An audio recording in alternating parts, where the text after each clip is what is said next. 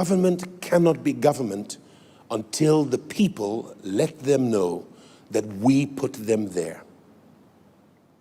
And nobody can rule over you except you give them permission. The Nigerian youth are finding their voice and have come to understand that together, with one voice, we have more power than any government. And so we want to see every single member of House on the Rock lending their voice, not to attack government, but to demand reforms. And we are starting with the EndSARs movement. We're going to make many more demands in all the irregularities and anomalies in public and civil service.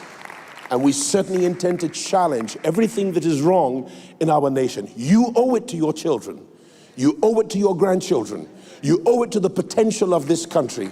Otherwise, your children will become refugees in lands that have less resources than Nigeria does. Nigeria ought to be the strongest nation in the whole wide world.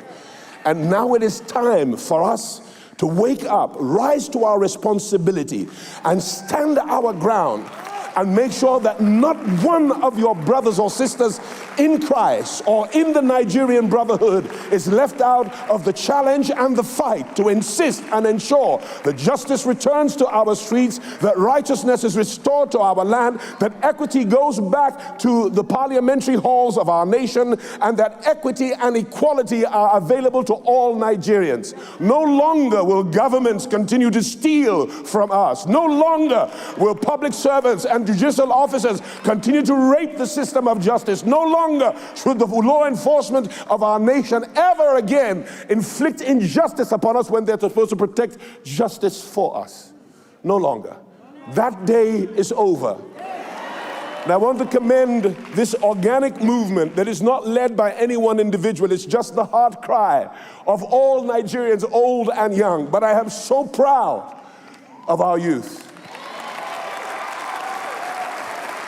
I am so proud of our youth. I believe that Martin Luther King is jumping in heaven, seeing Nigerians rise to their cause. I was elated when I saw my pastor, Bishop Jakes, another Nigerian, though of American birth, rise to add his voice to the anthem. Another friend, Tyler Perry, has added his voice. How will we allow citizens of another nation speak out for us? And yet you hold your silence. It's not the evil of wicked men that allows injustice to continue. It's the silence of good men and good women that allows the perpetrators of injustice to continue their wicked works.